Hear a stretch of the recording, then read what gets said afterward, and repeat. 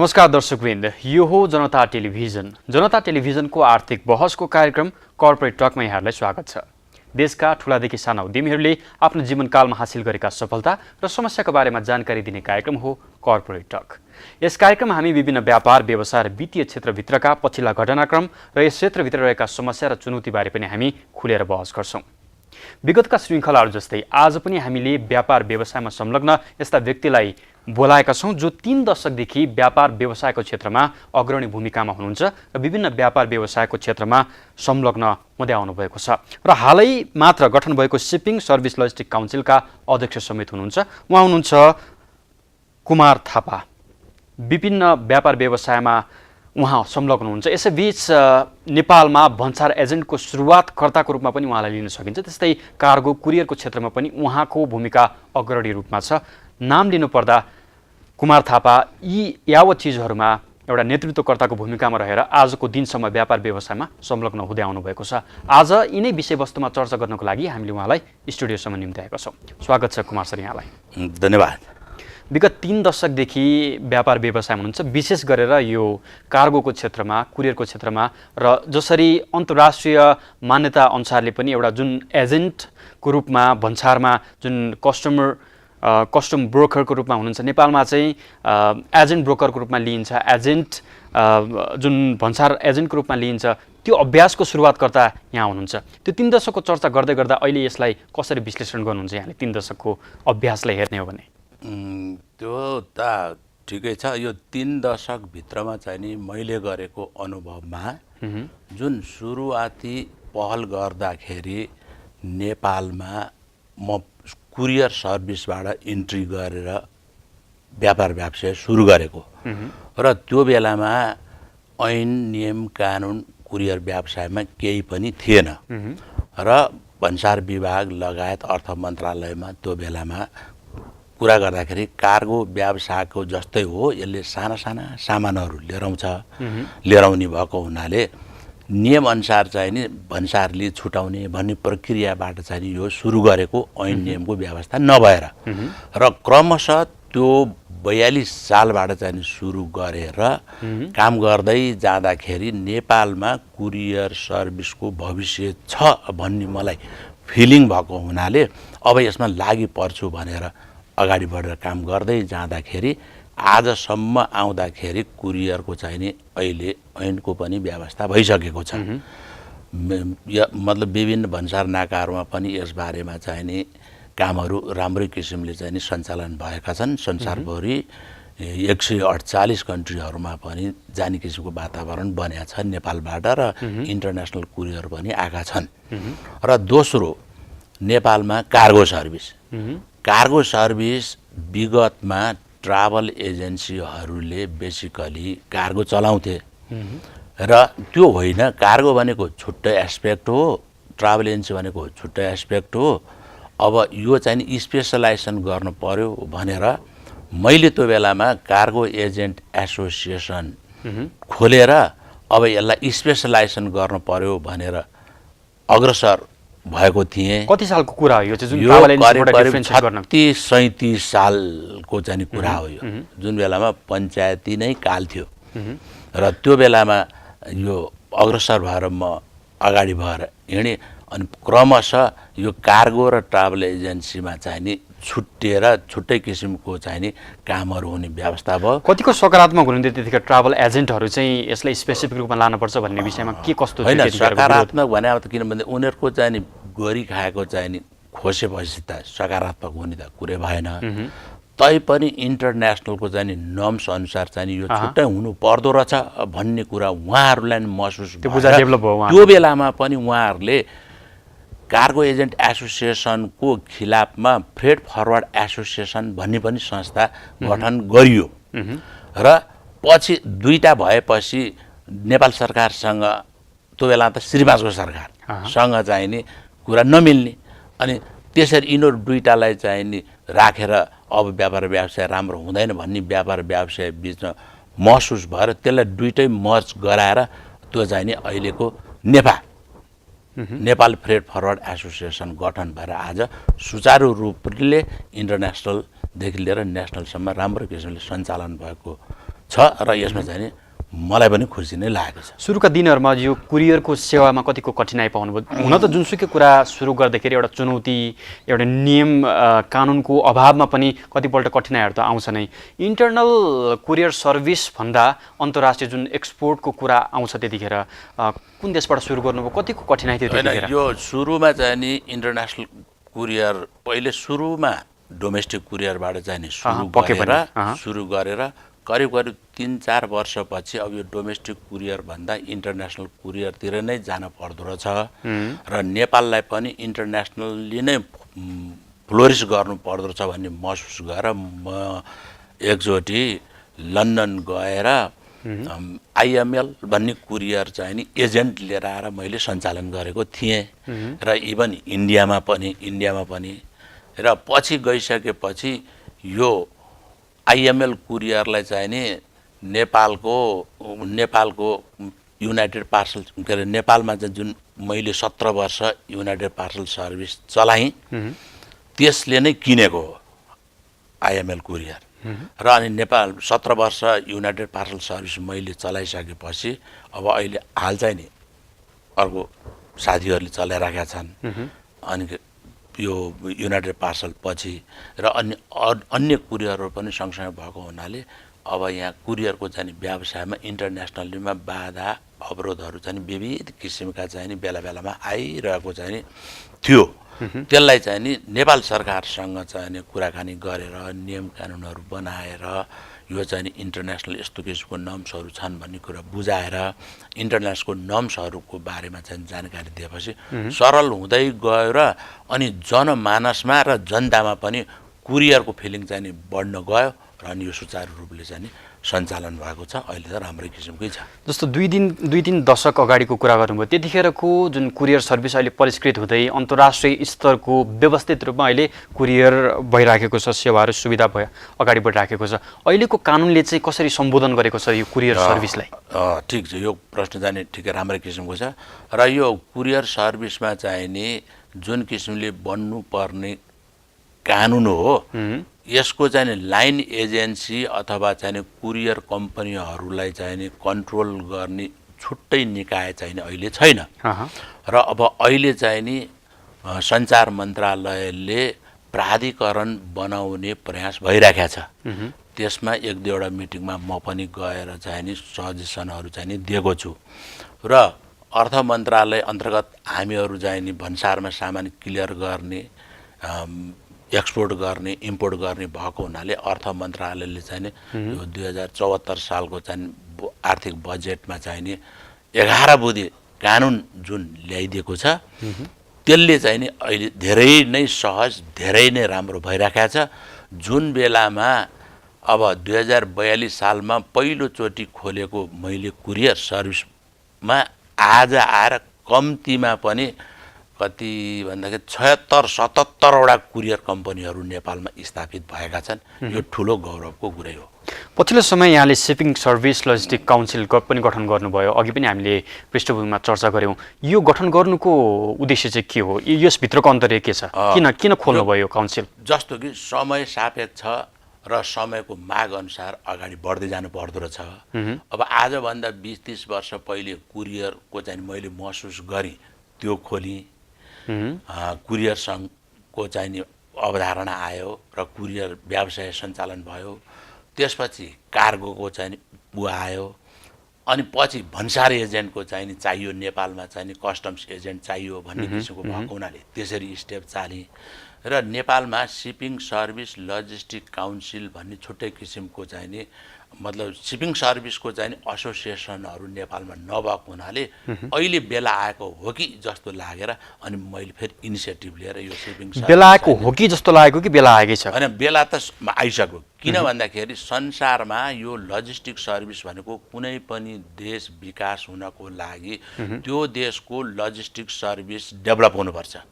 त्यो logistic service भनेको चाहिँ त्यसमा सप्लाई चेन पर्छ।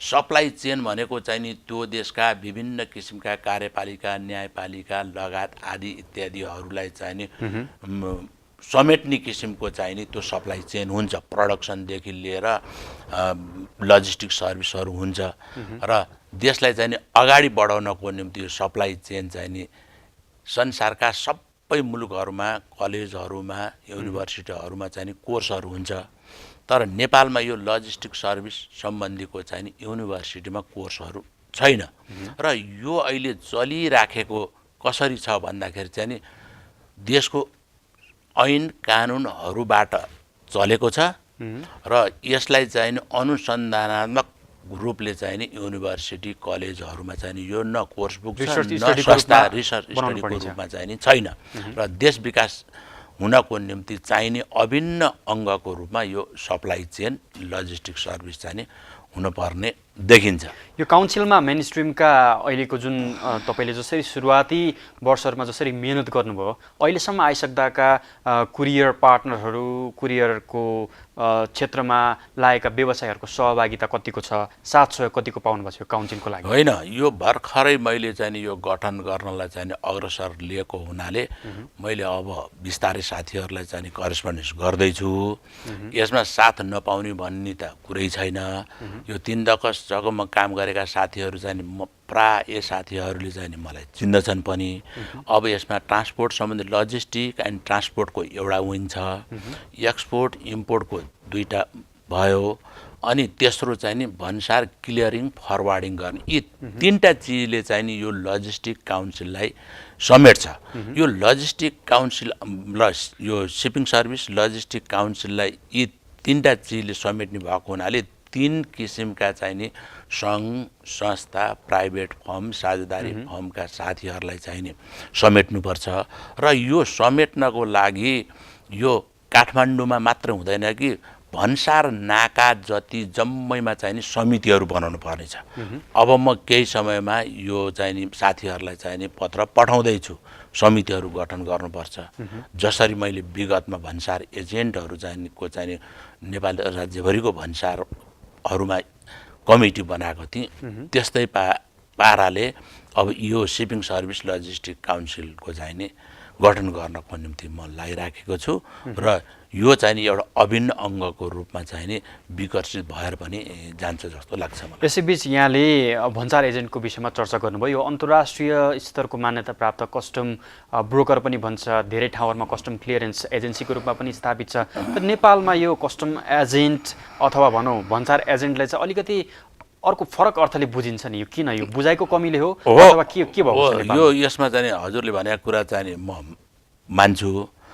तर के छ भन्दाखेरि युरोपियन कन्ट्रीहरू भयो अथवा विकसित अन्य मुलुकहरूमा यसलाई कस्टम्स ब्रोकरको रूपमा मान्छन् र कस्टम ब्रोकरको चाहिँ नि मेन उद्देश्य के छ भन्दाखेरि त्यो देशमा राजस्व उठाइदिनको निम्ति एक्सपोर्टर इम्पोर्टरबाट राजस्व उठाइदिनको निम्ति सरकारलाई सहयोग गर्ने एउटा लिङ्क व्यक्ति एजेन्टको रूपमा चाहिँ नि भएको हुनाले यसलाई एक प्रकारले चौथो तहको रूपमा पनि मान्छन्। चौथो तह भन्न खोजेँ मैले के छ भनेदेखि ट्याक्स पेयर त्यो देशले सरकारले मान्ने ट्याक्स पेयरलाई 1 नम्बरमा मान्छ, मेन रेस्पोन्सिबल।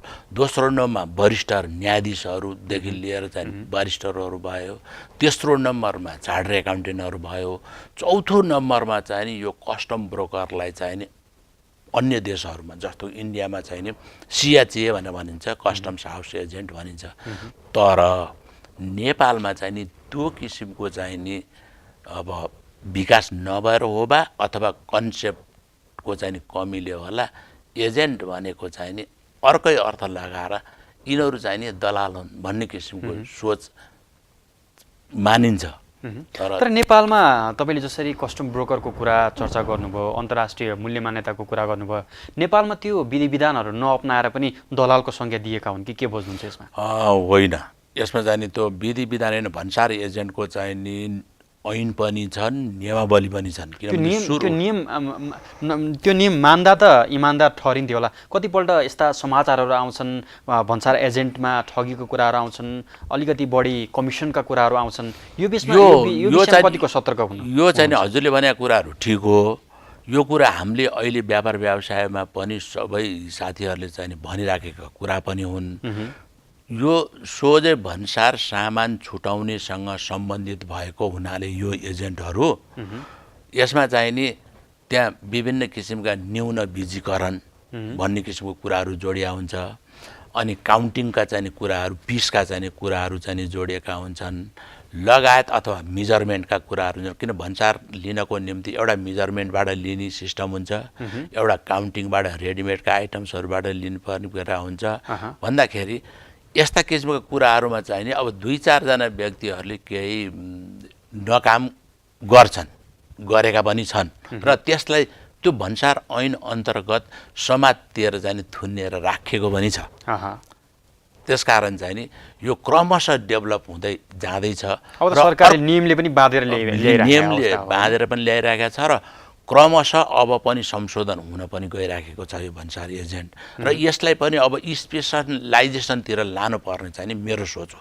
कस्तो खालको स्पेसलाइजेसन भन्नुभयो यो स्पेसलाइजेसन भनेको के छ भन्दाखेरि यो कस्टम्स एजेन्टमा चाहिँ नि कस्टम ब्रोकर भनौँ न इन्टरनेसनलमा चाहिँ नि सिपिङमा काम गरेको कस्टम ब्रोकर छुट्टै इयरमा चाहिँ नि काम गर्नेको इयर कस्टम ब्रोकर छुट्टै र लाइनमा चाहिँ नि गर्नेको लाइन कस्टम ब्रोकर छुट्टै किसिमको हुन्छन् एउटा यो अनि त्यसमा पनि कस्तो हुन्छ भन्दाखेरि चाहिँ एक्सपोर्ट भनेको छुट्टै इम्पोर्ट गर्ने छुट्टै हुन्छन् तर हाम्रो देशमा चाहिँ नि यी कुनै पनि छैन यसको बारेमा सबै एकै ठाउँमा सबै भन्सार एजेन्ट भनेपछि एक्सपोर्ट गर्ने पनि एउटै इम्पोर्ट गर्ने पनि एउटै इयरको गर्ने पनि एउटै सिपिङको गर्ने पनि एउटै लाइनको गर्ने पनि एउटै किसिमको चाहिँ भएको हुनाले अब यसलाई स्पेसलाइजेसनतिर लानको निम्ति मैले भन्सार विभाग लगायत सम्बन्धित निकायहरूमा सुझाव पनि मैले पेश गरेको छु र लानुपर्ने बेला पनि आइसकेको छ यो विषयलाई हामी फेरि पनि चर्चा गर्नेछौँ होइन तपाईँ 2-3 दशक अगाडिदेखि व्यापार व्यवसायमा लागेको व्यक्ति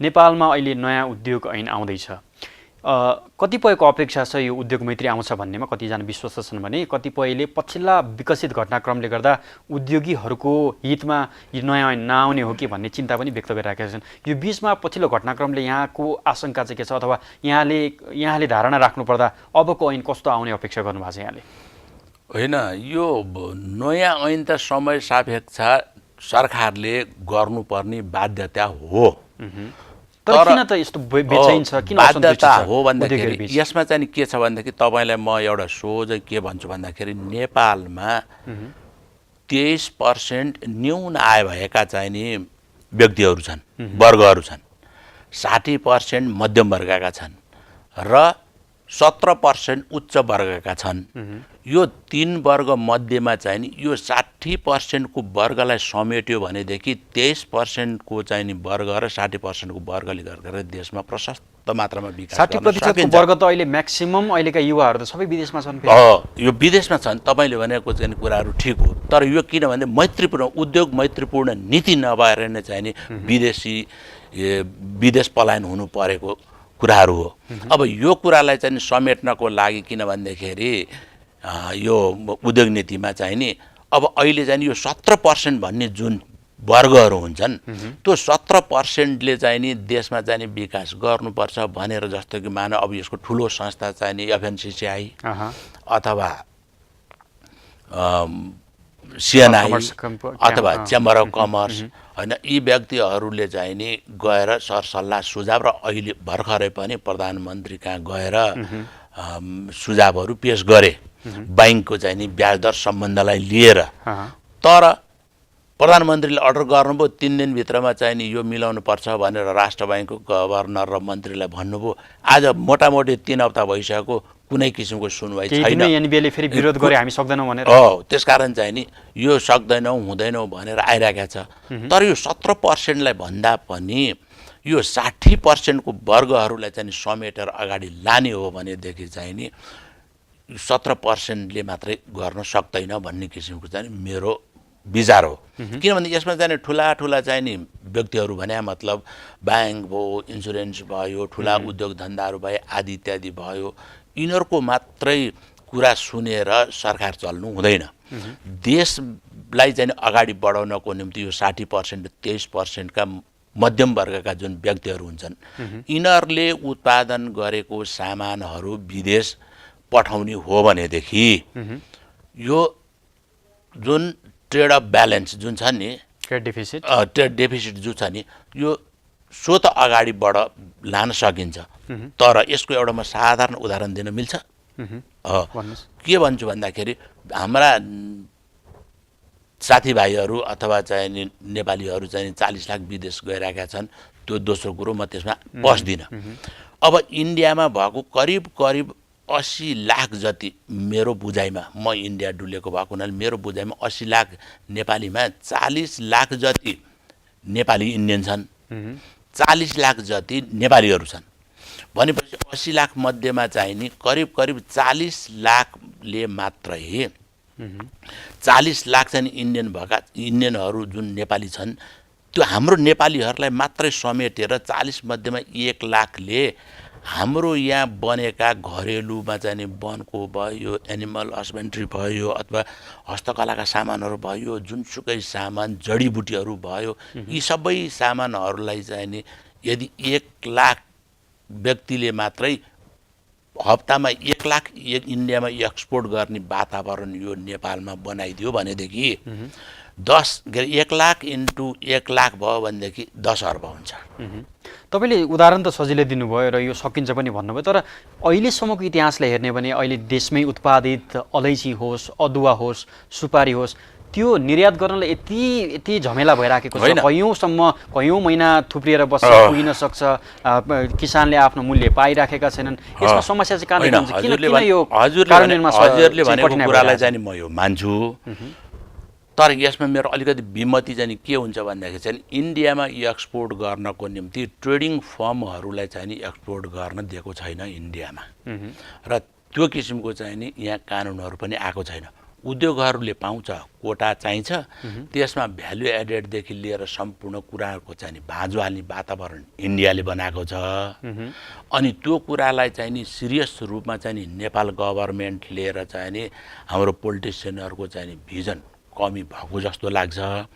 र यहाँ चाहिँ के भनेर चाहिँ तर्साइदिन्छ इन्डियाले भन्दाखेरि चाहिँ नि चाइनाबाट चाहिँ नि अदुवा आउँछ हैन, इन्डोनेसियाबाट चाहिँ नि सुपारी आउँछ, मलेसियाबाट चाहिँ नि मरिच आउँछ भन्दाखेरि यसरी अन्त देशबाट आएको चिज हाम्रो देशमा तैँले ल्याउन पाउँछस् भनेर चाहिँ भन्छ। फेरि यी तीनै चिज गर्ने भनेको यही 17% भित्र मात्रै पर्छ। यो 60% र 23%ले त यो काम गर्नै सक्दैन। तर त्यो धम्की दिएर पनि फेरि इन्डियाले त लिन्छ नि, लिन त अन्तिममा लिँदैन। मतलब त्यो चाहिँ यो झन्झट दिन्छ, लिन्छ, त्यसरी लिएको कम मूल्यमा लिन्छ। आफ्नो उसले भनेअनुसारले नेपाली किसानहरूले भनेको रेटमा दिँदैन, तर अन्ततः बार्गेनिङ गरेर उसले कम रेटमा त लिएर सर्छ। किसान त मर्कामा परिरहेछन्। त्यो किसान त मर्कामा परेका छन्, तर त्यस्तो किसिमको चाहिँ छैन। फर्मल भनेको चाहिँ ट्रेडिङ फर्मबाट जाओस् न। इन्डियाले चाहन्छ के छ भने उद्योगी भएर जानुपर्छ नेपालमा, उद्योगबाट एक्सपोर्ट मतलब एक्सपोर्ट हुनुपर्छ नेपालमा, प्राइमरी गुड्सहरू पनि लान पाउँछ भन्ने किसिमको चाहिँ नि लिखित कागजमा गर्छ। व्यवहारमा चाहिँ नि कुनै हालतमा पनि गर्दैन। जस्तो कि मानौँ जडीबुटी हाम्रो यहाँबाट चाहिँ नि टनका टन चाहिँ नि इन्डियामा जान्छ, इन्फर्मल फर्मल त कम्ती छ, इन्फर्मलबाट जान्छ। तर हामी ग्राममा औषधिहरू चाहिँ खुइ बढी मूल्य तिरेर चाहिँ नि ल्याइराखेका छौँ क्या। यो कुरामा सरकारले चाहिँ नि किन ध्यान दिँदैन भन्ने किसिमको कुराहरूलाई चाहिँ मैले यो अघिनको चाहिँ जुन 1 लाख व्यक्तिले 1 लाख रुपियाँ बराबर एक्सपोर्ट गर्ने हो भने 40 अर्ब हुन्छ एक महिनामा। 1 वर्षमा चाहिँ नि 4 खर्ब 80 अर्ब हुन्छ भनेदेखि इन्डिया नेपालको ट्रेड ब्यालेन्स त 2 वर्षमा सकिन्छ।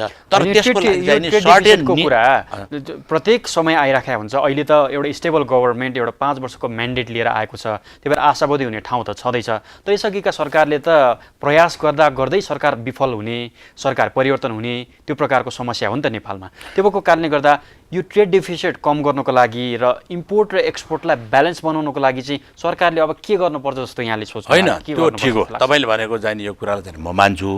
तर हाम्रो यसलाई चाहिँ नि विगतमा पनि हेर्नुपर्छ के। त्यो देश सप्रनको लागि पहिलो कुरो के छ भन्दाखेरि त्यो देशको संविधान हेर्नुपर्छ। संविधान भनेको यस्तो चिज हो जुन अब यी संसारमा चाहिँ 2 किसिमको, एउटा लिखित संविधान, एउटा अलिखित संविधान। संसारको चाहिँ सबै मुलुकमा चाहिँ लिखित संविधान हुन्छ, बेलायत मात्रै हो अलिखित संविधान। अनि त्यो संविधान एकचोटि बनिसकेपछि त्यो संविधान चाहिँ नि बदल्ने काम चाहिँ नि नेपालमा बारम्बार भइरहन्छ। त्यो बारम्बार संविधान जब चेन्ज हुन्छ, संविधान चेन्ज भयो भनेदेखि त्यो देश विकास हुनको लागि चाहिँ नि धेरै नै गाह्रो हुन्छ। एउटा संविधान पूर्ण कार्यान्वयन नहुँदै अर्को संविधान बनेको छ भन्न खोज्नु खोज्यो त्यो होइन, मैले ट्रेडिसनल हेर्न खोजेँ क्या तपाईँको भनेको प्रश्नको उत्तरलाई चाहिँ नि। त्यो ट्रेडिसन भनेको 4 साल भयो, 17 साल भयो, 7 साल भयो, 17 साल भयो, 46 साल अथवा 47 साल भयो र अहिले 72 साल भयो भने संविधान चाहिँ बेला बेलामा चाहिँ चेन्ज भएको हुनाले त्यो देश चाहिँ नि अगाडि बढ्नको निम्ति स्थायित्व पाउन सक्दैन, नम्बर 1। नम्बर 2, त्यो संविधान अन्तर्गत बनेका चाहिँ नि के अरे पोलिटिसियनहरूको चाहिँ नि विङहरू भयो अथवा चाहिँ नि लेजिस्लेटिभ भयो, ब्युरोक्राट्स भयो, सबै यी व्यक्तिहरू जुन हुन्छन् त्यसलाई चाहिँ नि राम्रोसँग अगाडि बढ्नको निम्ति विगतमा भएका कुराहरूलाई चाहिँ समेटेर आउँछ। फेरि नेपाल भनेको यस्तो किसिमको चाहिँ नि भौगोलिक चाहिँ नि उसमा चाहिँ नि सिचुएसनमा चाहिँ अडेको छ। विशाल देश दुईतिर छ अनि विशाल देश दुईतिर भइसकेपछि नेपाललाई चाहिँ सम्पूर्ण किसिमले चाहिँ विकास हुन दियो भनेदेखि त नेपाल त धेरै अगाडि बढ्छ। किनभनेदेखि अब यहाँ चाहिँ त पहिले सुरुमा नेपाल त विशाल थियो, अब यसलाई चाहिँ नि पहिले कहिले सिङ्गापुर बनाउँछु कहिले के बनाउँछु भनेर नेताहरूले बोलिरहन्छन्।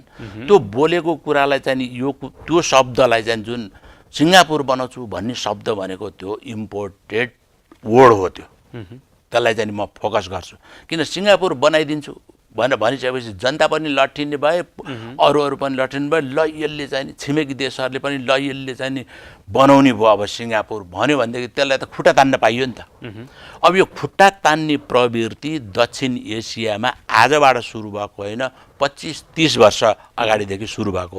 अब वास्तविक नेपाल चाहिँ बनाउँछु भन्ने अभियान सुरु भएको छ नि त। सिङ्गापुर स्विजरल्यान्डको कुरा त अहिले त बिलायो। अब स्विजरल्यान्ड गयो, तर यो दक्षिण एसियाका चाहिँ नि देशहरू जस्तो कि मानौँ तपाईँलाई चाहिँ नि म बताउँछु, इन्डियाको काश्मीर, चीनको तिब्बत, अनि पाकिस्तानको वजिरिस्तान भयो, अनि खेरि श्रीलङ्काको जाफना भयो, अनि त्यहाँबाट यो म्यानमार बङ्गलादेशको चाहिँ नि यो रोहिङ्गा बस्ने जुन व्यक्तिहरू हुन्छन् नि यी स्थानहरू भयो।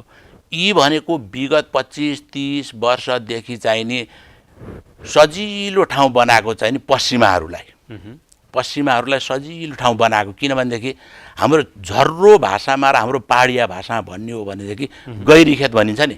त्यो गैरी खेतमा चाहिँ के छ भने मल पनि धेरै चाहिँदैन, बिउ जस्तो लगाएर सट्ट हालिदिने सर्लक्क आउँछ नि। त्यस्तै गरी अब अहिले हेर्नुहोस् त काश्मीरमा जुन देखिया छ नि, हिजो आज देखिरहेको छ नि त झगडा, यो त्यस्तै किसिमले अब नेपालको चाहिँ के त भन्दाखेरि तराई, नेपालको तराई चाहिँ नि यो गैरीखेत बनेको कहिले भनेदेखि यो जब संविधान आयो नेपालको चाहिँ नि तराई भयो। के गरी प्रादेशिक तहमा गइसकेपछिको चाहिँ नि नेपाल चाहिँ नि तराई भएपछि अब चाइनाको चाहिँ नि के अरे तिब्बत, भारतको के अरे पाकिस्तानको चाहिँ नि वजिरिस्तान भए जस्तै नेपालको चाहिँ नि यो। किनभने पूर्व मेचदेखि पश्चिम महाकालीसम्म एउटै प्रदेश एउटै देश हो भनेको चाहिँ ब्यानर स्यानर त तपाईँको चाहिँ नि पत्रकार भएको हुनाले देखि पनि रहनु भएको होला, अहिले पनि आइराखेको छ भने यस्तो किसिमका कुराहरूलाई पनि यहाँको पोलिटिसियनहरूले चाहिँ विचार गर्नुपर्छ र अनि मात्रै देश विकासमा चाहिँ तपाईँले अहिले चलेको नारा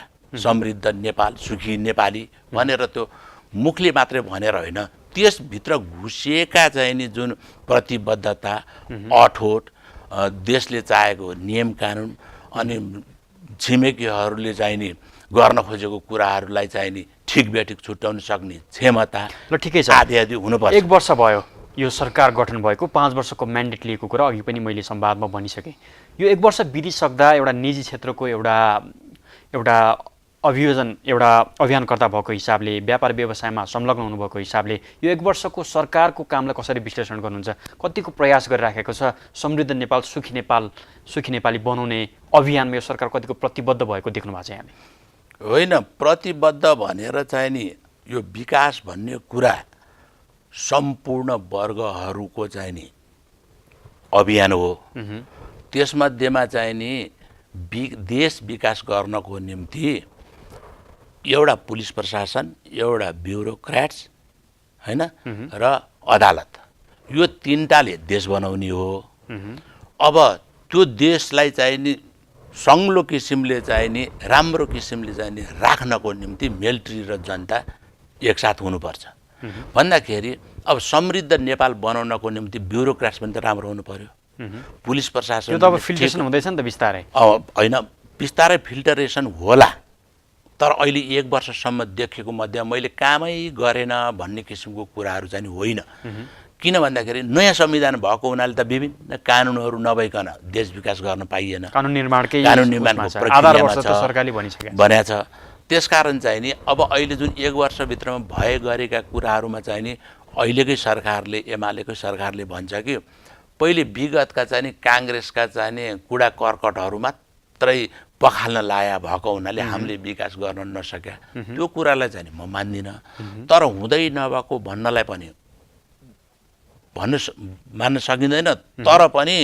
गरेको चाहिँ नि छैन र अहिले जुन विभिन्न किसिमका ऐन कानुनहरू कोही के आइराखेको छन् अब कहिले चाहिँ 50 अर्बभन्दा माथिको चाहिँ प्रधानमन्त्रीले गर्ने रे अनि त्यहाँबाट चाहिँ 5 करोडभन्दा माथि मन्त्रालय मन्त्रीले गर्ने यो भनेको चाहिँ कम्युनिस्ट प्रशासनको सेन्ट्रलाइज पोलिसी हो यो जस्तो अहिले भर्खरै प्रधानमन्त्री केपी ओली को नेतृत्वमा अध्यक्षतामा भनौँ उद्योग वाणिज्य प्रवर्धन संवाद परिषद भनेर गठन भएको छ यो विषयलाई कसरी लिनु भएको छ कतिको सकारात्मक छ यो प्रयास प्रधानमन्त्रीको पहल होइन प्रधानमन्त्रीको पहल र भाषण र उहाँको चाहिँ नि टुक्का चाहिँ नि असाध्यै राम्रो हो तर उहाँको टुक्कालाई चाहिँ नि ठिक शब्द प्रयोग गरेर गरिदिने न मन्त्रीमण्डल नभएको हो कि मलाई त्यो पनि महसुस भएको छ र उहाँको प्रतिबद्धता उहाँले जाहेर गर्नुहुन्छ त्यो प्रतिबद्धताको खिलाफमा चाहिँ नि मन्त्रीमण्डलले नै हिलेको हो कि अब यी कुराहरूलाई चाहिँ अब तुरुन्तै छैन व्यवहारमा चाहिँ नि देखिन्छ नि त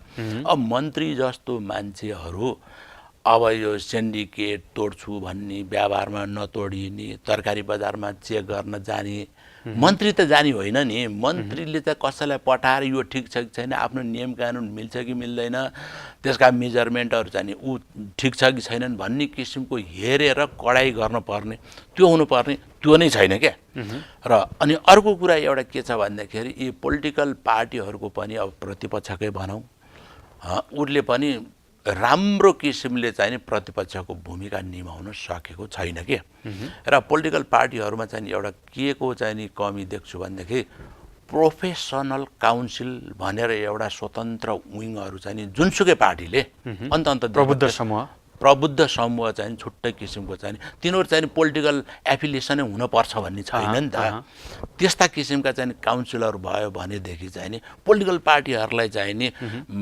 यस्तो हो यो सही यो पोलिसी ठिक छैन यस्तो गर्नुपर्छ देश विकासमा यो कुराहरू चाहिँ राख्नुपर्छ सबै थोक गर्नुपर्छ भन्ने किसिमको कुराहरू चाहिँ त्यो समूहले दिन सक्छ नि त त्यो पनि एउटा त्यो पोलिटिकल पार्टी भन्छ उहाँ त किन गुटगत मोर्चागत आदि इत्यादि चाहिँ नि चलेको देखिन्छ अनि त्यसले गर्दाखेरि चाहिँ नि यो अगाडि बढ्न नसक्यो तर सरकारले यो 1 वर्षभित्रमा एउटा सुरुवाती आधार वर्षकोमा लिएर 4-5वटा महत्त्वाकांक्षी योजनाहरू अघि सारेका छन् जस्तै जनताको जलविद्युत परियोजना छ त्यस्तै गरेर स्वरोजगार त्यस्तै गरेर बेरोजगारहरूलाई भत्ता दिने कुराहरू भयो त्यस्तै गरेर सामाजिक सुरक्षा कोषको एउटा विकास गरेको छ त्यसको कार्यान्वयनको पक्षलाई त सकारात्मक लिन सकियो नि कार्यान्वयन भयो भने त यसले समृद्धिको यात्रा त अगाडि बढ्छ नि भएको कुरालाई चाहिँ नि सरकारले आफ्नो ठाउँमा गर्यो त्यो ठिक छ उसले बजेट भाषणमा चाहिँ नि यो 5,000 कि 3,000 दिने कुरा गरेर व्यवहारमा आएन नआएको हुनाले जनता त्यसको उल्ट्यो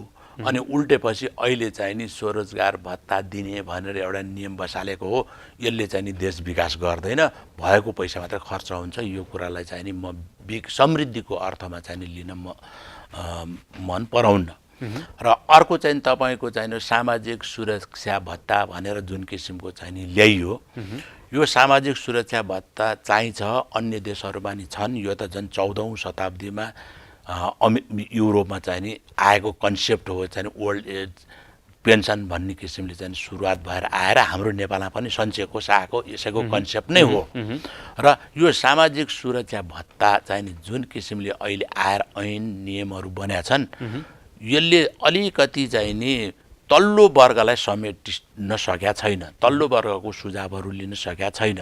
र किनभने रोजगार भनेको त सबै किसिम अहिले यहाँ चाहिँ भइराखेको चाहिँ नि रोजगार भने मतलब नेपाल सरकारका कर्मचारी आदि इत्यादिहरूले पो सञ्चय कोष राखेका छन्, त्यसैको विस्थापितको रूपमा चाहिँ नि यो सामाजिक सुरक्षा कोष आएको हो। अब यसमा रोजगारदाताहरू र रोजगारी दुईटा परे।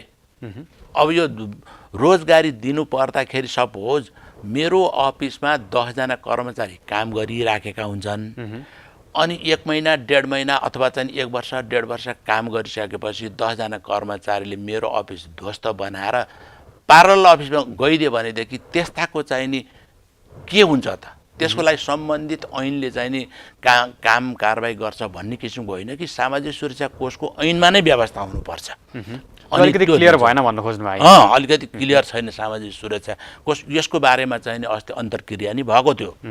अन्तर्क्रिया भएको बेलामा पनि मैले यी कुराहरू पनि प्रश्न उठाएको थियो। एफएनसीसीआईले पनि अन्तर्क्रिया गरेको थियो। त्यसमा आवश्यक तयारी पुगेन भन्ने आवश्यक तयारी पुगेको थियो। र अहिले पनि हेर्नुहोस् न, त्यो हजार मान्छेहरू चाहिँ अहिले चाहिँ नि त्यो संस्थामा आबद्ध भइसक्न पर्ने ठाउँमा अहिले 1500 मात्र व्यक्तिहरू चाहिँ नि आबद्ध भइराखेको छन्। खैर यसलाई सकारात्मक रूपमा पनि लियो, पक्कै पनि कानुनको पक्षमा जाँदाखेरि जटिलताहरूलाई चुडाउँदै लगिएला, त्यो आफ्नो ठाउँमा छ।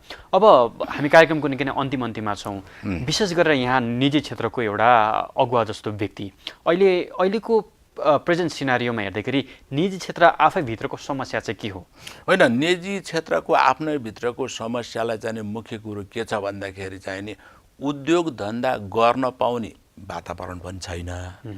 उद्योग धन्दा गर्नको निम्ति चाहिँदो ब्याङ्कले पैसा पनि दिन सक्दैन, अनि ब्याङ्कले चाहिँ नि पैसा ब्याज बढाइदिई पनि रहन्छ।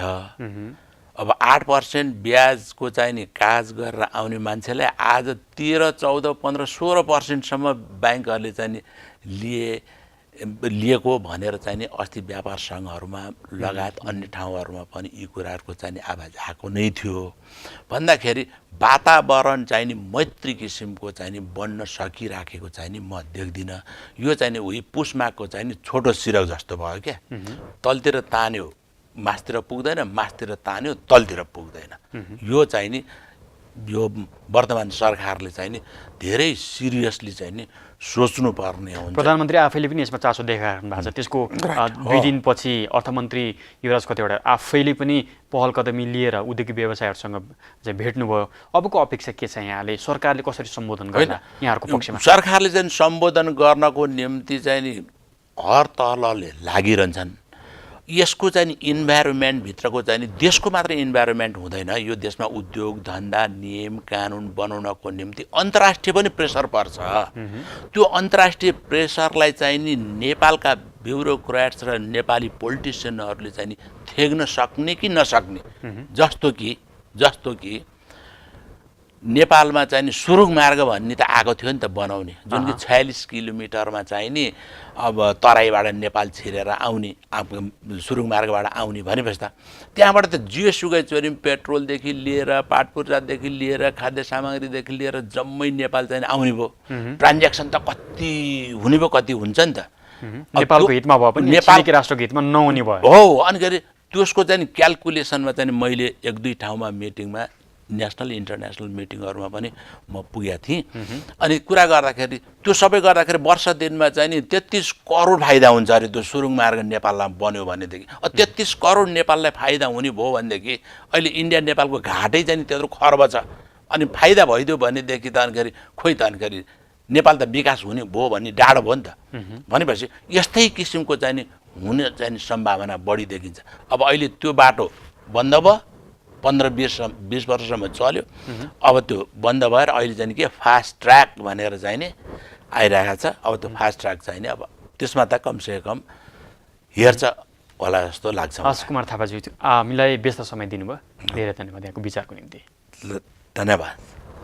दर्शकवृन्द, आजको कर्पोरेट टकमा हामीले कुराकानी गऱ्यौँ सिपिङ सर्भिस लजिस्टिक काउन्सिलका अध्यक्ष कुमार थापा। उहाँ नेपाल व्यापार सङ्घका कार्यकारी सदस्य समेत हुनुहुन्छ। 3 दशक अगाडिदेखि विभिन्न क्षेत्रबाट व्यवसायमा उहाँले हात हाल्दै आजको समयसम्म आउनुभएको छ र उहाँ विशेष गरेर कार्गो कुरियरको क्षेत्रमा अग्रणी व्यक्तित्वको रूपमा समेत स्थापित हुनुहुन्छ। त्यस्तै भन्सार एजेन्टको सुरुवातकर्ताको रूपमा पनि उहाँलाई लिन सकिन्छ। यी यावत विषयहरूको बीचमा नेपालमा सरकारले देखेको समृद्ध नेपाल सुखी नेपालीको सपनालाई कसरी साकार पार्न सकिन्छ र सरकार र निजी क्षेत्रबीच यो बीचमा के कस्तो नीति र विशेष गरेर कसरी आर्थिक रूपमा नीतिगत रूपमा कसरी सहकार्य गरेर अगाडि बढ्न सकिन्छ भन्ने विषयमा पनि हामीले कुराकानी गऱ्यौँ। आजको बसाइ हामी यहीँ टुङ्ग्याउँछौँ। कार्यक्रम कर्पोरेट टकमा म लगायत मेरो सम्पूर्ण युनिटलाई बिदा दिनुहोस्। तपाईँ जनताद्वारा जनताका लागि प्रसारित जनता टेलिभिजन हेर्दै गर्नुहोस्। नमस्कार।